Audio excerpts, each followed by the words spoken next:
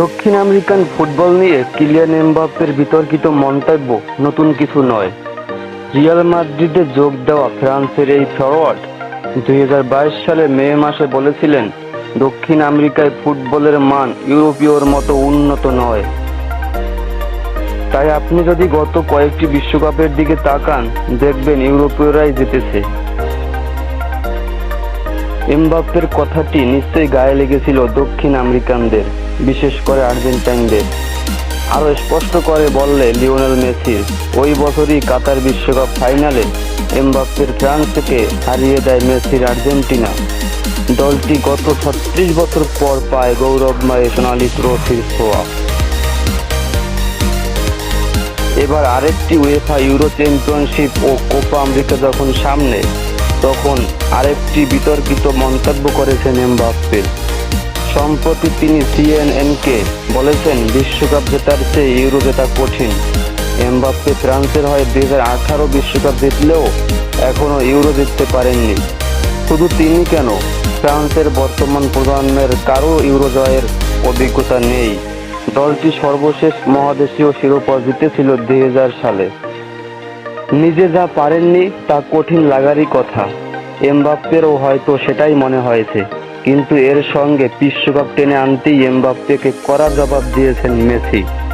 2 মৌসুম পিএসজিতে এমবাপ্পের সঙ্গে খেলা আর্জেন্টিনার অধিনায়ক মেসি সিএফসিকে দেওয়া সাক্ষাৎকারে বলেছেন, ইউরো অবশ্যই খুব গুরুত্বপূর্ণ টুর্নামেন্ট, কিন্তু সেখানে 3 বারের বিশ্ব চ্যাম্পিয়ন আর্জেন্টিনাকে, 5 বারের বিশ্ব চ্যাম্পিয়ন ব্রাজিলকেও, 2 বার বিশ্ব চ্যাম্পিয়ন উরুগুয়েকে বাদ দিয়ে খেলা হয়।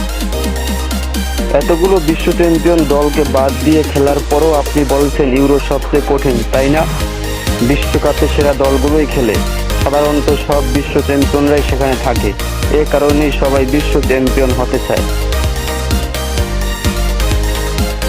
2022 সালে দক্ষিণ আমেরিকান ফুটবলকে খাটো করে এমবাপ্পে যে কথা বলেছিলেন, সেটাও বলেননি মেসি। সে এর আগে এটাও বলেছিল, দক্ষিণ আমেরিকার দলগুলো ইউরোপের মতো উচ্চ মানের ফুটবল খেলতে পারে না, তাই মানুষ শুধু তাদের মূল্য দেয়। ইএসপিএনকে দেওয়া সাক্ষাৎকারে নিজের ক্লাব ক্যারিয়ারের নিয়েও কথা বলেছেন মেসি।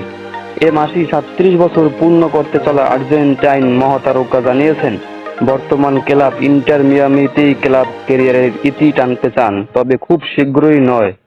মেসির ভাষায়, এখন পর্যন্ত মনে হচ্ছে এটিই, অর্থাৎ ইন্টার মিয়ামি আমার শেষ ক্লাব হতে চলেছে, তবে আমি দ্রুতই ফুটবল ছাড়ছি না। ইউরোপীয় ক্লাব ফুটবলের পাট চুকিয়ে গত বছরের জুলাইয়ে মার্কিন ফ্লুকে পা রাখেন মেসি, যোগ দেন যুক্তরাষ্ট্রের ক্লাব ইন্টার মিয়ামিতে। ইংল্যান্ডের সাবেক ফুটবলার ডেভিড বেকহামের মালিকানাধীন ক্লাবটির সঙ্গে 2025 সাল পর্যন্ত চুক্তি আছে তার। তিনি মায়ামিতে যোগ দেওয়ার পর যুক্তরাষ্ট্রের ফুটবল বাণিজ্য যেমন বৈপ্লবিক পরিবর্তন এসেছে, ক্লাবও প্রথমবার পেয়েছে বড় কোনো সাফল্য। মায়ামিতে যোগ দেওয়ার কিছুদিনের মধ্যেই দলকে লিগ কাপ শিরোপা জেতাতে বড় অবদান রাখছেন মেসি।